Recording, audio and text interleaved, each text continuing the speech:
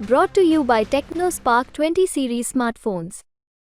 નમસ્કાર, ગુજરાત તક સાથે હું છું કશ્યપ. રાજકોટની અંદર અત્યારે હાલ પરસોત્તમ રૂપાલાને લઈ અને ક્ષત્રિય સમાજ દ્વારા સૌથી મોટા મહાસંમેલનનું આયોજન કરવામાં આવ્યું છે. આ મહાસંમેલનની અંદર દેશ અને રાજ્યના અનેક ક્ષત્રિયોએ હાજરી આપી છે, અનેક નામી અનામી લોકો આવ્યા છે અને આખું ગ્રાઉન્ડ તમે જેમ વિઝ્યુઅલમાં જોઈ શકો છો તે રીતના ભરચક ભરાઈ ગયું છે. આ તમામ ક્ષત્રિય સમાજની અંદર જ્યારે આ બેઠક આ સંમેલનનું આયોજન થાય છે ત્યારે દરેક મહિલાઓ એ કેસરી સાડી પહેરી છે અને દરેક પુરુષોએ માથે સાફા સહિત સફેદ શર્ટ પહેર્યા છે અને દરેકની એક ક્ષત્રિય સમાજની એકતા બતાવતા હોય તેવા દ્રશ્યો અત્યારે સામે આવ્યા છે. રાજકોટની અંદર આ સંમેલનનું આયોજન તો થઈ જાય છે અને આ સંમેલનનો જેટલા પણ ક્ષત્રિયો છે લાખોની સંખ્યામાં આ ક્ષત્રિયો હાજર રહ્યા હતા અને આ બધા ક્ષત્રિયોની એક જ માંગ છે કે હવે ગમે તે થાય પરસોત્તમ રૂપાલાની ટિકિટ પરત ખેંચવામાં આવે. પરસોત્તમ રૂપાલાની ટિકિટ પરત ખેંચશે નહીં તો ક્ષત્રિય સમાજ દ્વારા એવી પણ ચીમકી ઉચ્ચારવામાં આવી છે કે હજુ આનો પાર્ટ 2 પણ આવશે. ક્ષત્રિય સમાજના પ્રવક્તા એવા કરણસિંહ ચાવડાએ પણ જાહેર મંચથી એવું કહી દીધું હતું કે રૂપાલાએ તમારે ચેતવું હોય તો ચેતી જજો, પરંતુ આનો પાર્ટ 2 આવવાનો છે તે નિશ્ચિત છે. હવે આ પાર્ટ 2 કઈ રીતના આવશે તમને કહું તો 16 તારીખે જ્યારે પરસોત્તમ રૂપાલા તેનું ફોર્મ ભરશે તે બાદ ક્ષત્રિય સમાજની એક બેઠક થવાની છે. આ બેઠક બાદ પાર્ટ 2 કયો હશે તેને લઈ અને વધુ ચર્ચા બહાર આવવાની છે. હાલ તો જે આ ક્ષત્રિય સમાજનું રાજકોટમાં સંમેલન યોજાયું હતું તેમાં દરેક ક્ષત્રિય સમાજના આગેવાનો હાજર રહ્યા હતા અને અન્ય લોકો પણ હાજર રહ્યા હતા. ક્ષત્રિય સમાજમાંથી દેશમાંથી આવેલા અનેક લોકો પણ હાજર હતા, જેમાંથી મહિપાલસિંહ મકરાણાએ પણ પોતાના નિવેદન અને પરસોત્તમ રૂપાલાને લઈ અને અનેક રોષ ઠાલવ્યા હતા.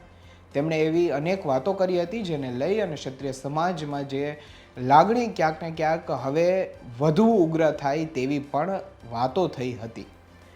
આ લાગણી એટલા માટે કારણ કે તેઓએ જે પરસોત્તમ રૂપાલાએ રોટી બેટીના વ્યવહારને લઈને વાત કરી હતી તેને લઈને ક્ષત્રિય સમાજમાં પહેલેથી જ રોષ છે, પરંતુ આ બધા નિવેદન એટલા સંમેલન જે સુરેન્દ્રનગરથી શરૂ થયા હતા, જે બાદ સાબરકાંઠા અને ભરૂચમાં પણ આ સંમેલનનું આયોજન કરવામાં આવ્યું હતું, જેને લઈ અને અત્યારે હવે રાજકોટમાં વિશાળ સંખ્યામાં એક મહાસંમેલનનું આયોજન થયું છે.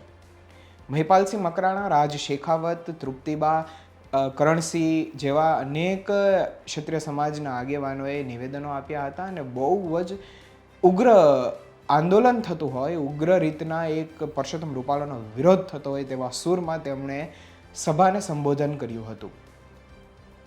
તૃપ્તિબાએ એમના નિવેદન વચ્ચે એવું પણ જણાવ્યું હતું કે હવે ડાયરાના કલાકારોએ જે અમારી સાથે નથી આવ્યા, જેમણે અમને સપોર્ટ નથી કર્યો, તો અમારા દરબારોએ, અમારા રાજપૂતોએ, અમારા ક્ષત્રિયોએ હવે સમજવાની જરૂર છે કે આપણે કયા ડાયરામાં કેટલા પૈસા ઉડાડવા જોઈએ ને કયા ડાયરામાં ના ઉડાડવા જોઈએ.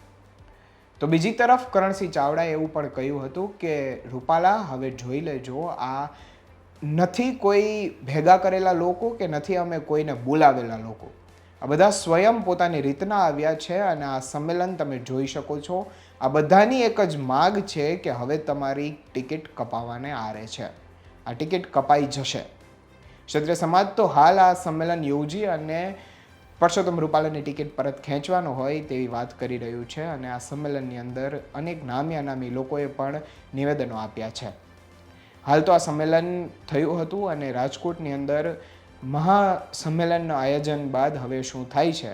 શું પરસોત્તમ રૂપાલાની ટિકિટ ભારતીય જનતા પાર્ટી પરત ખેંચી લેશે કે પછી એવા પણ વાતો ચર્ચાશે કે 2024ની લોકસભા ચૂંટણી માટેના પ્રચારમાં આવતા નરેન્દ્ર મોદી ક્ષત્રિય સમાજનું આ આંદોલન શાંત કરશે? આગામી સમય જ હવે આ બતાવવાનું છે. ત્યાં સુધી જો તમે ગુજરાત તકને યુટ્યુબ પર ફોલો કે સબસ્ક્રાઈબ ના કર્યું હોય તો કરી લેજો, ઇન્સ્ટા અને ફેસબુક પર પણ કરી લેજો, જેથી કરી લોકસભાની ચૂંટણીથી લઈ અને દરેક સમાચારો તમારા સુધી અમે સૌથી પહેલાં પહોંચાડતા રહીએ. ત્યાં સુધી મને આપશો રજા. નમસ્કાર.